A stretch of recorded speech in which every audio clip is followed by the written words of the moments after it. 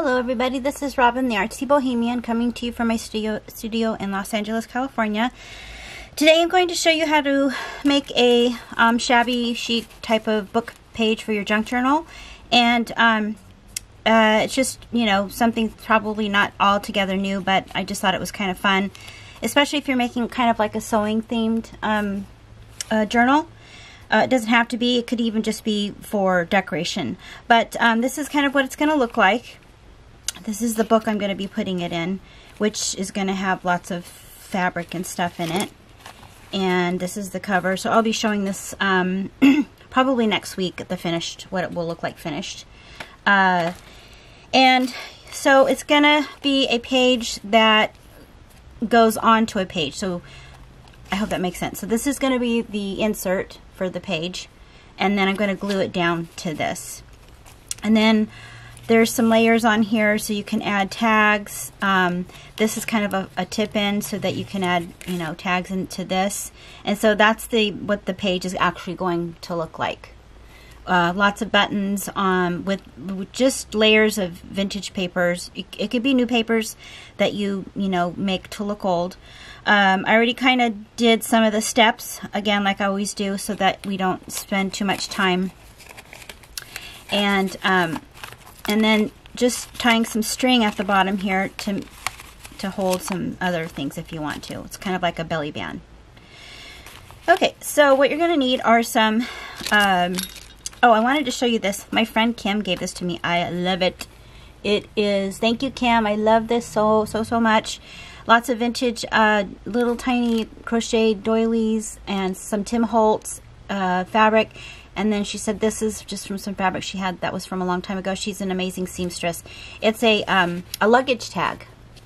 I'm not going to use it for my luggage because somebody will probably steal it or it'll just get ruined. But I just think it's so cute and it's so sturdy. And I don't know. I think I'm not sure exactly what I'm going to use it for, but I'm probably going to hang it in my den because it's so pretty. So I just wanted to show you that. And she wrapped it in this really cool paper, which I love. Thanks, Kim. Okay, so this is just a lot of layers. I'm using all natural colors. So the first layer is, I'm going to kind of take this off. I just kind of put everything down on here. I just corrugated some cardstock. This is craft cardstock. My corrugator isn't the best. I've had it for a gazillion years. So if you have one, you can use it. If not, you can just use regular cardstock, or you can use you know, cardboard that has that's corrugated already. Or sometimes, you know, some of the coffee, whatever they are, those things, the coffee things that hold your coffee. So yeah, this isn't the best. But that's, I just kind of wanted to show you what I did. And so that's corrugated. So what I did was then I took and I dry brushed around the edges. I do show you how to do dry brushing in the video before, the one I did last week, so I'll put a link to that. And also G-Care does it a lot on her pieces. And then you're also going to need, I'm going to take all these things off here, some book paper and some laces. And I also dry brush this. I'm going to kind of crumple that up. It's going to kind of make it all ripped and stuff, but I'm going to glue that down, and we're going to do a little bit of slow stitching in this video with the needle and thread. I like using string, which looks like this. It's like cotton string. You can get it in the embroidery or knitting or crochet section of a hobby store usually. It's not that expensive. I think I found that one at a thrift store. I'm always going to thrift stores to find stuff. Even if I don't need it right away, I always know that something will come in handy. So I'm gonna go ahead and glue this down. This is gonna be, this paper is a little bit darker than the one I used originally, and I'm not gonna put it on there completely straight. And then let's see what I did here. So I'm gonna take all this off.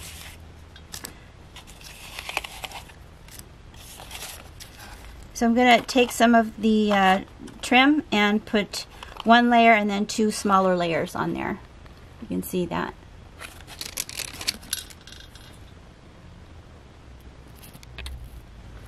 So we're going to put on the lace here on the side. I'm just going to glue it down.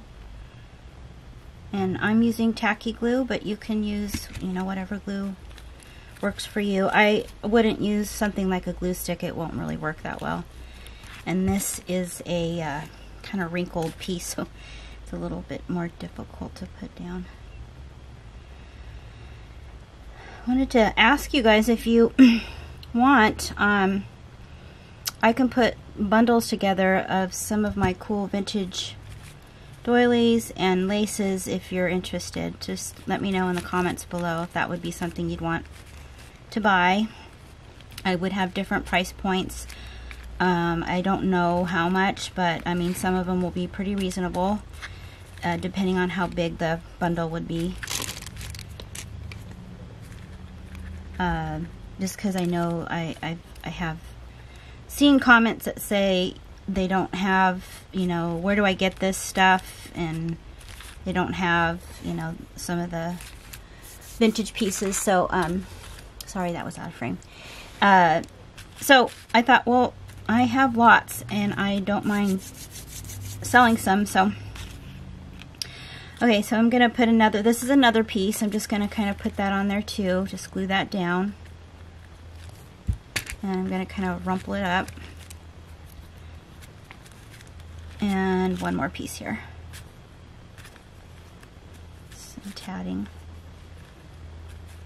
Yeah, because I teach, a lot of the classes I had been teaching in the past few years required old textiles, and so I was always on the hunt for them. Not easy to find, so whenever I would find them, I would buy them. Sometimes just one piece at a time, sometimes big batches, so I have quite a stash now. Okay, so I have that on there, and then I did a little bit of layering here. So I did just a strip of paper, and I actually did put a little bit of parchment paper. So if you have some coffee dyed parchment paper pieces, I like using that for layering.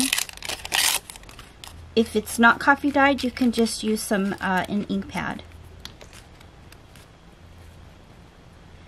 And I'm just going to put a little bit of glue because I'm going to do some sewing on this. We're going to do a little bit of slow stitching with a needle and some of that cord, that cotton.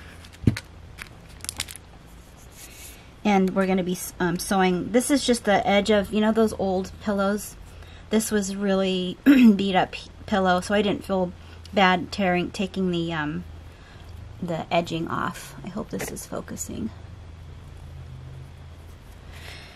So that's going to go there. I'm going to just do a little slow stitching on here. And then these buttons, I kind of lined them up the way that I think I might want them.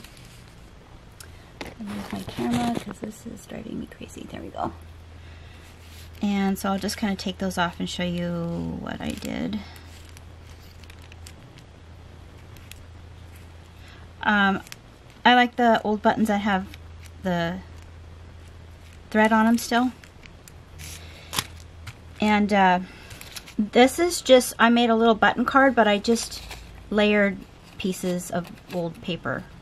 And then I did do a little bit of dry brushing on those too. I'm not going to really glue these down that much either because, like I said, I will be sewing them. Just a little bit, just kind of tack it down. You can use dry glue for that, like a glue stick. And then if you have, here's some of the vintage papers.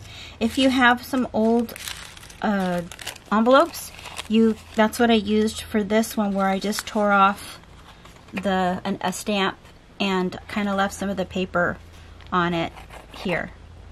And I glued that down. So I'm not going to do that until I've sewed this thing down and sewed all of these onto the paper. That'll be like the finishing touch. So I'm gonna do a couple of stitches here.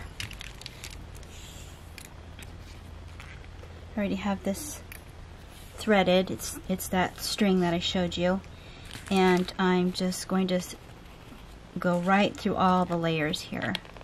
And I already put a knot in it. These are great needles because they're really big. They're 3 or 4 inches long, and they're usually, sometimes they're called doll needles. And I don't like to be real precise when I do this kind of sewing, and you don't have to. If you want to, you can, obviously. I know there's lots of people that don't like this when I do things that are kind of messy, but that's just how I like stuff. So, but if you're a seamstress and you like everything nice and tidy, then go for it.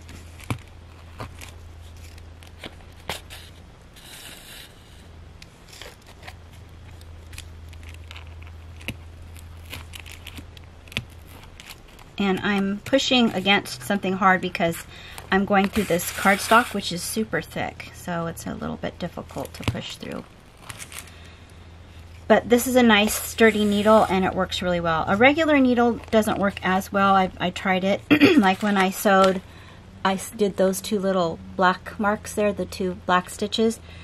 I tried using a regular needle, and this cardstock is so thick that it was really hard to sew through.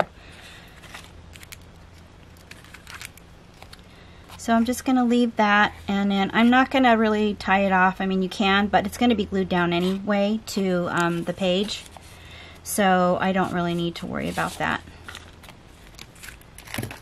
So that's that. And then I am going to sew 1 or 2 buttons onto the my button card, but I'm not going to do all of them for the video because I think we know how to do that. But I'm just going to do 1 or 2 just to kind of demonstrate for those of you who don't know how to sew.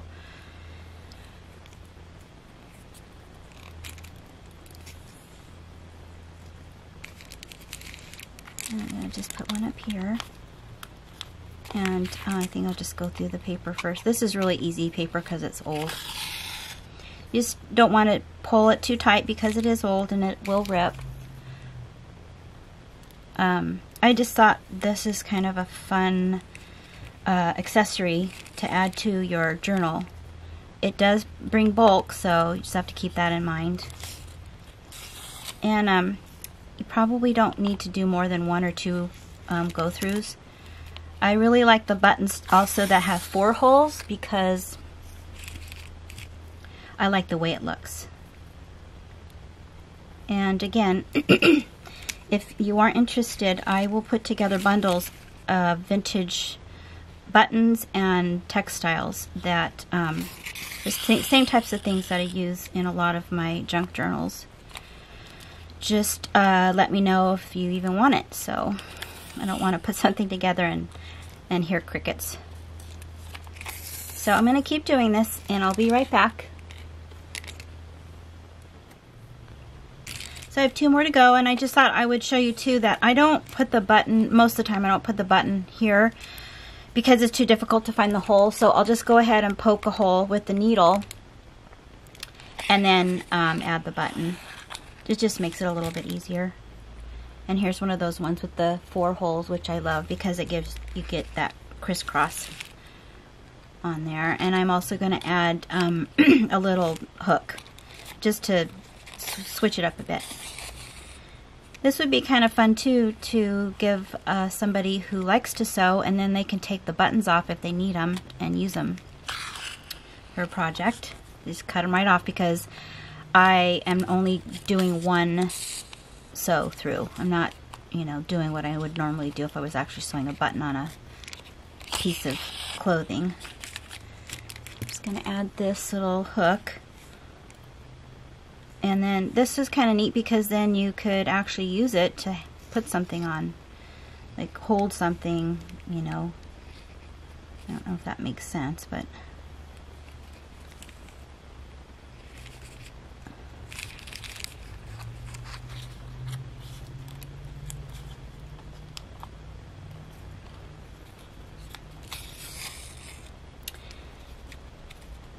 and I will tie this off because this is going to be floating. So I'm just going to make a knot in the back.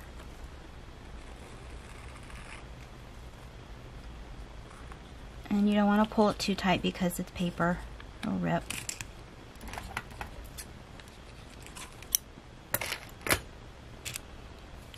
make a knot just so I have it ready to go next time. So we have that, and like I said, I did use this black thread. I think what I'll do is go ahead and re-thread this onto the heavier duty needle, because it bent my needle. It was so hard to get through. So I'm gonna undo this, and you can find these needles, like I said, in the sewing section. They're usually called doll needles. Sometimes though, it just depends. There's so many different varieties of needles. The doll needles are sometimes way too long for this kind of sewing. So if you can find a 4-inch needle, it's really handy, just easier to hold on to. Okay, so I'm just going to tack this down with a couple of X's. See how hard that is to get through. And I'm just going to I'm not going to pull it too hard.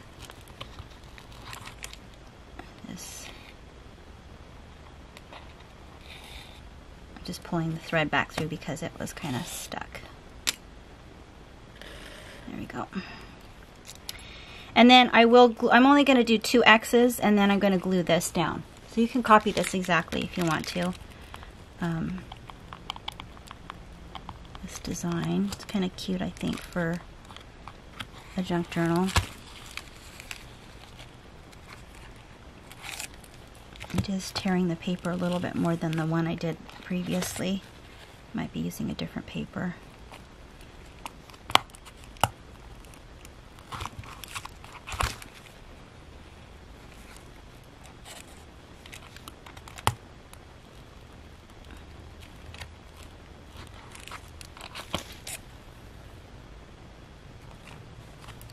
Yeah, this paper is so fragile, just have to be careful.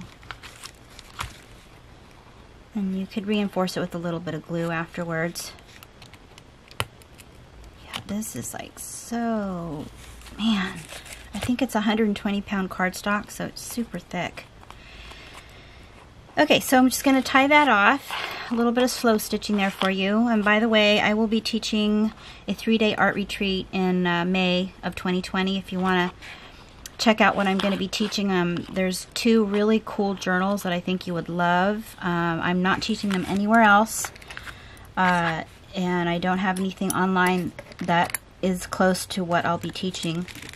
Some of it involves more slow stitching like this, and I'm also teaching a really cool snippet necklace, and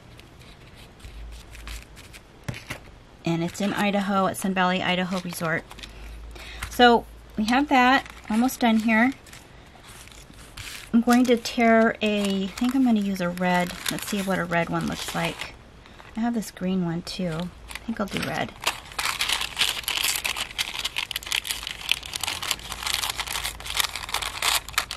I'm going to glue that down.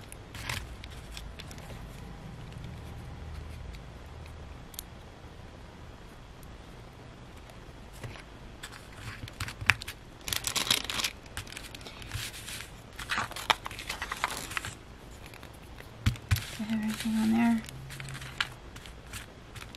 That's all down. Oh, and then the last thing is the string, and that's it. And the string is kind of cool because it acts as a belly band. So I'm going to wrap it 3 times around. And it's just cotton string that you can, I think people crochet with this. In fact, I'm positive it's for crocheting.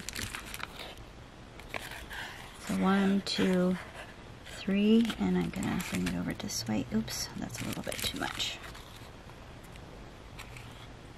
Do this. There we go. And there you go. I hope you enjoyed that again. The holidays are almost here, and I almost didn't make a video because, you know, it gets so busy, have company coming and all that stuff. So, but I thought, nope, I'm gonna do it. It just helps me keep on track and, you know, lets me provide new pieces for journals that I'll be making. So yeah, this will go onto a page, and it can be a tip-in, and you can add all these fun things to it, pictures of your family if you want to. This one's a little bit lower than this one here. Or you can just add tags. Here's another button card. So there you go. Yep, I'm going to have to glue that down a little bit more. So I'll leave a link for the art retreat down below, and don't forget I have lots of classes that if you're interested you can take an online class with me to learn how to make junk journals or other types of little books and beads and some jewelry. And make sure to subscribe so that you can get updates every week when I post a video. See you in the next video.